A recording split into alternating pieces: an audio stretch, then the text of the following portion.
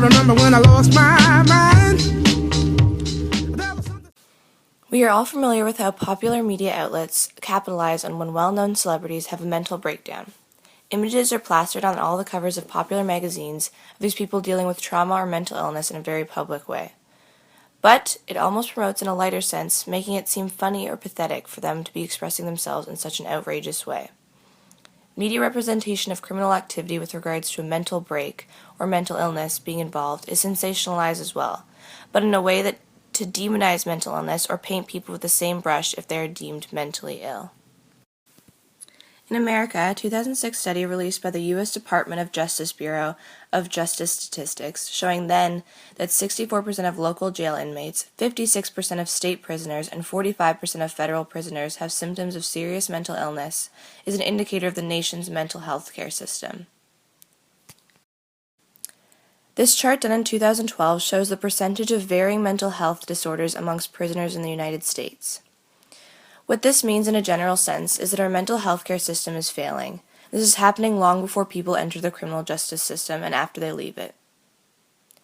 States, and it's reflected in Canada as well, are failing to invest in providing adequate mental health care. Skimping at the front ends leads to results like those reflected in this report. In the United States, only 1 in 3 prisoners and 1 in 6 jail inmates who suffer from mental health problems report having received mental health treatment since admission. Intense and unavoidable stigma is created surrounding mental illness and criminal activity.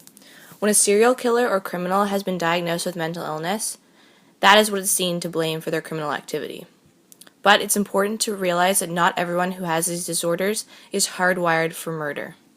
Research suggests that psychopathy is evidenced in the brain, and that those who wind up killing over and over may have been born to do so. The images of particularly well-known criminals from both Canada and the United States at the beginning of the video were criminals who were deemed mentally ill, thus their behavior was somewhat explained.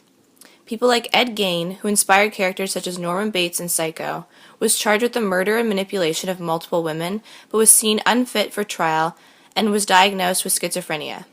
This is a serious problem with the way in which it has been capitalized because it makes people who have these mental illnesses, such as schizophrenia and borderline personality disorder, be seen as predisposed to carry out violent crimes. 1958, hearings began to determine if Ed Gein was competent to stand trial for Bernice Warden's murder. Doctors who had evaluated Gein testified that he suffered from schizophrenia. Canada's prisons are facing a growing crisis as they become institutions of last resort for people with mental illnesses, the Canadian Psychiatric Association says. When it comes to mental illness, the media tends to skew reality. For those suffering from mental illnesses, the implications of the often negative and inaccurate portrayals of mental health issues are significant.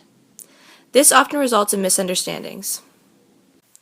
An example: many serial killers have been diagnosed with schizophrenia, and misrepresentations in the media can lead to false beliefs, confusions, conflict, and a delay in receiving treatment. The mentally ill receive negative backlash and treatment stemming from fear and prejudice. Mondar Kush attacked Peter Fong, a perfect stranger on a populated downtown street. Kush stabbed the 23-year-old 111 times, cutting out his heart and eating it. Kush is our country's most infamous psychotic killer. And next week, if our justice system has its way, Mondar Kush could be set free. Set loose. I mean, they're just trolling for ratings, right? This kind of guy does not get set free just because he gets a hearing. Even if he's not crazy anymore, as far as I'm concerned, he can go to jail with all the other murderers. That's not the way it works, Poppy. That's how it should. The man is sick. I don't care. It's not going to make me feel better the next time he's craving a major organ. The heart's a muscle. Television is the most powerful medium for framing public consciousness, or so it's been said. In reality, mental illness is a poor predictor of violence. The majority of people who are violent do not suffer from mental illness.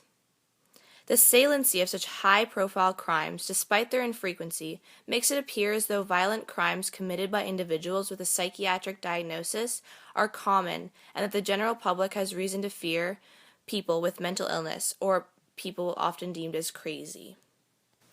A 2012 study shows that people with major mental illness are 2.5 times more likely to be a victim of violence by other members of society. Stigma due to negative media coverage impedes recovery, triggers discrimination and prejudice, and creates barriers to seeking and finding decent housing, employment, and education. This is a serious issue in Canada, as the stigma that is already surrounding mental illness, not tied to criminal activity, makes it difficult to discuss.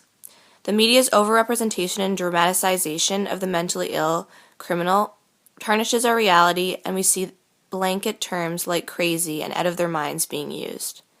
We must stop these stereotypes in order to adequately address the bigger issues, which are that there are not the resources in place to help the mentally ill prior to any type of criminal activity.